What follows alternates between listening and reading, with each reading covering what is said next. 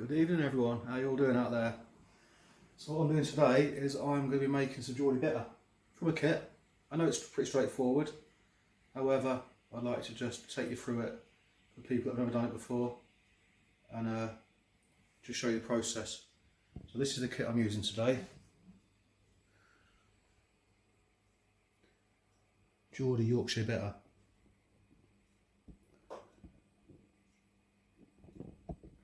Okay, I've already got 3 litres of boiling water in there, so I'm adding 1.2 kilos of sugar.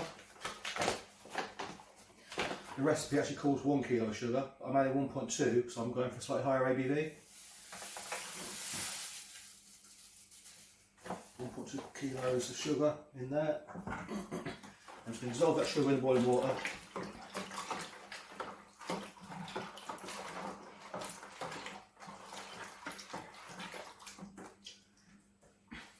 Now I'm going to add the beer kit. This is really thick and runny. What you can do with this is you just leave the tin in some warm water or hot water for 15-20 minutes beforehand. It warms the concentrate up and pours a bit easier. Just going to stir that in as we go.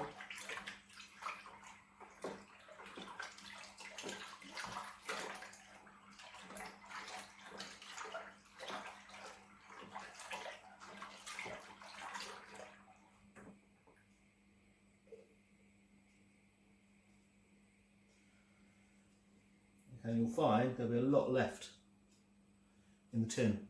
So what we're going to do, I've got another kettle that I boiled, boiling water. I'm just going to fill this with boiling water.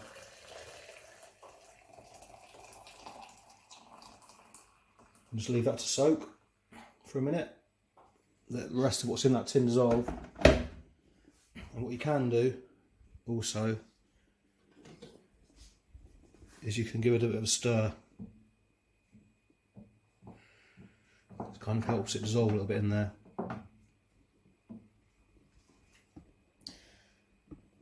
In the meantime, while that's cooling, while it's dissolving, I'm going to add the water.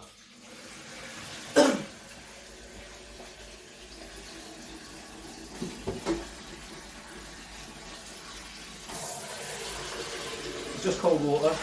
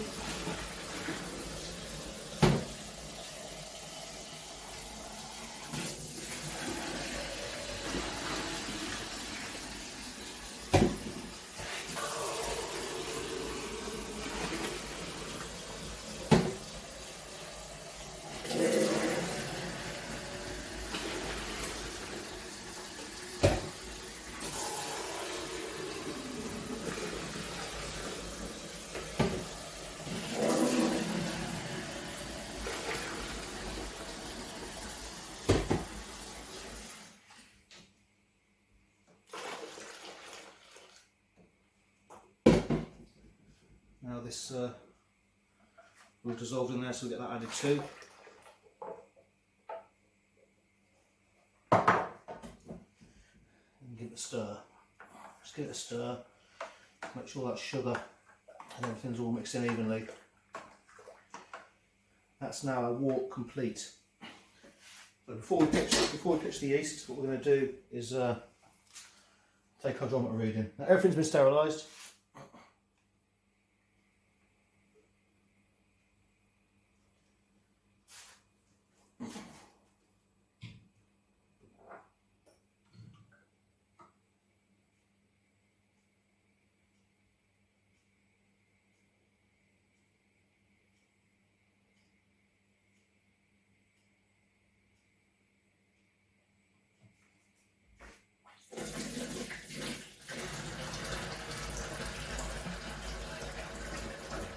Okay, so our original gravity is 1060. 1060 original gravity.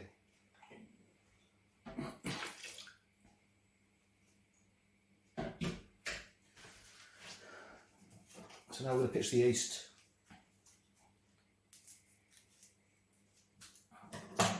So I stir the yeast in, literally just sprinkle it on the top.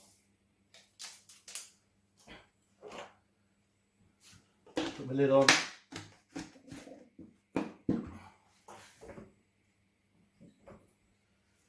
Airlock. That's good to go. What we're going to do now is put that away somewhere, warm, for 5 to 7 days, primary fermentation.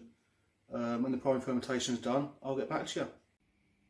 Right, it's been 5 or 6 days now. This is on for primary fermentation. So what I'm going to do now is I'm going to go ahead and take our hydrometer reading and see what kind of ABV we've got and just check that the fermentation is complete. So I'm going to put the hydrometer in. The hydrometer has been sterilised. Just pop the hydrometer in. Give it a spin. In case any bubbles stuck to it, because the bubbles could affect your hydrometer reading.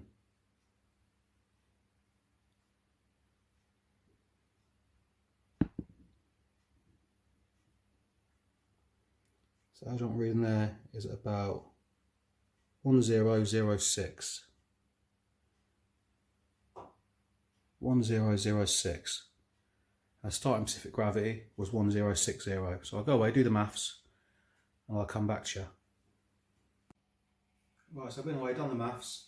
That's coming out at 7.2%, which does seem a bit high, but however, the hydrometer don't lie. So what I'm going to talk through now quickly is secondary fermentation. That's what we're going to do now. So obviously, you brew beer or any alcohol, you add yeast to the wort, all the sugars in there, fermentables, ferment, and you get carbon dioxide, CO2 gets created as a byproduct of that fermentation. So obviously when it's fermented, it bubbles away, that's CO2 escaping. What we're going to do with secondary fermentation is we're going to add a little bit more sugar. When we bottle this beer, a bit more sugar, there's residual yeast in there, that last little bit of sugar you add will ferment. Only this time the bottle's sealed. The CO2's got nowhere to go, so it stays in the beer. That's what's going to give you a fizzy beer. And there's several ways of doing this. Way one is you can have fermentation drops to each individual bottle.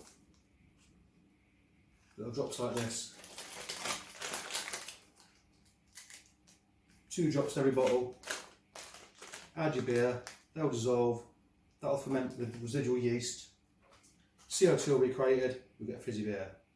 The other way is you can make a sugar solution, measured, add a little bit of sugar solution to each individual bottle, then add your beer. Again, same effect. That's time consuming. The other thing you can do, and some people are going to say you should do it this way, but I've done it this way for a long time, I've never had any problems, is I'm going to make a sugar solution up, add it to the beer, give it a gentle stir as not to oxygenate it too much, then bottle it after the sugar's been added. Some people will say you're going to oxygenate your beer will go bad if you do it this way. I've never had a bottle of beer go bad. I've used this method, I've used every method. Never had a problem with it. It's the most easy, straightforward method, so that's what we're going to do. Now I use these bottles. They're not overly expensive, about £15 for 15 bottles, so probably £1 a bottle. Got a little rubber seal on the top, you can use them over and over and over. People will tell you you've got to replace these seals every time or every few weeks or every few uses. I bought these bottles about 5 years ago, 5 or 6 years ago, these bottles. Same seals on now, still going strong. So you don't have to replace these seals. Eventually the seals will wear out and start to crack, then replace the seals. But those seals do you 5 or 6 years easily. So what I'm going to move on to now is I'm going to make a sugar solution, tell you the ratios of sugar per the beer. I'm going to go ahead and bottle this beer. Now if you're going to use a priming sugar solution and add a little bit to each bottle, when I go online you can find a calculator on there to calculate the right amount of solution per bottle.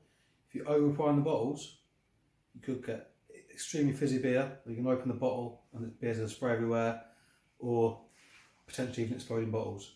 The method I'm using today is I'm going to just add boiling water to an amount of sugar, which I'm doing over here now. So I've measured 80 grams of sugar here, tried and tested, multiple beers. That gives me just the right amount of fizziness from a beer. So 80 grams of sugar. Yeah, to this I'm going to add about a litre of water. And that would dilute the beer slightly, but it will probably end up with the ABV by, you know, a couple of points of percent. Which I don't mind so much of this beer because it's coming at 7.2%. The secondary fermentation process also adds about 0.5% on your percentage. So if you've got a beer that's 5% ABV, after your secondary fermentation, it will be coming in at 5.5%. So I've mixed that sugar in the water, that's dissolved in there nicely. I'll put that to one side and I'm going to go ahead and siphon the beer out of this container into another fermenting vessel. We'll bottle it out of that, and I'll explain that why in a second. I'll explain why in a second why I'm going to do that. What I'm going to do now is I'm going to siphon the beer from this FV to this FV. And what I'm going to do is a sediment settle in the bottom of this, and we'll leave the sediment behind. Just get the beer into here, and then when I stir it, I'm not going to disturb the sediment, and that will allow the beer to clear a bit quicker. So we're going to siphon, use the auto siphon, we're going to siphon the beer.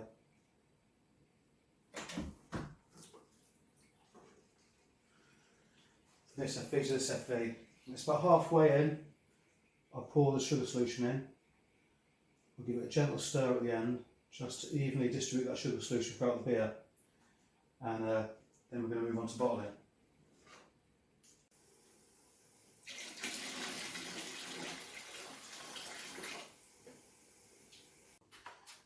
Just a gentle stir, as we don't want to oxygenate the beer.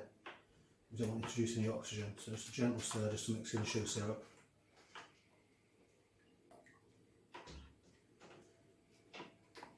Now we'll move on to bottling. I just want to quickly show you the sediment we've left behind. That's the sediment we've left behind, we don't want to get that mixed back in with the beer. So that'll go and get washed out now. Okay, I'm all set up now, ready to start bottling. What I use one of these bottling wands. Push that down to the bottle, that opens it, fills it, pick it up, it stops the flow. Next bottle. Now, everything has been sterilised off camera. I'm not going to subject you to watching me sterilise everything.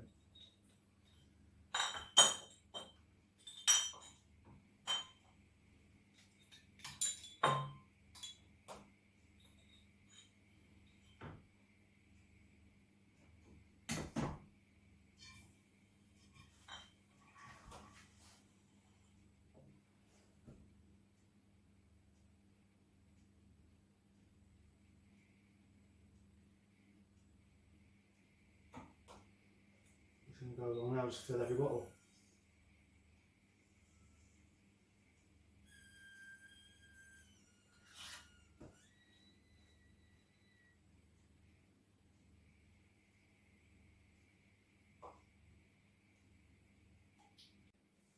That's quick, wasn't it? Right, that's not all of it, I've got some water bottle. That's about 2/3 of it. I'll put the rest off camera. So what we're going to do now is I'm going to put those bottles away in a warm spot for about 5 days. Secondary fermentation will take place. It won't take 5 days, 2 or 3 days it probably be done, but I leave them for 5 just to be on the safe side. And then to leave them to clear. I mean, you can drink them then, but they'll be cloudy. A few more days for them to clear, then you can drink them. For best results, leave them 2 or 3 months in bottle condition. They never last that long in this house. So what I'm going to do is I'll put these away for secondary fermentation, and in a few days, 10 days or so, when they're good to drink, I'll do another short video. I'll open a bottle up, I'll pour some out, we'll have a tasting. So if you want to see that, just subscribe, hit that notification bell so you don't miss it. If you like that video, hit the like button, subscribe to the channel. I've got more brewing videos coming soon. Thanks for watching.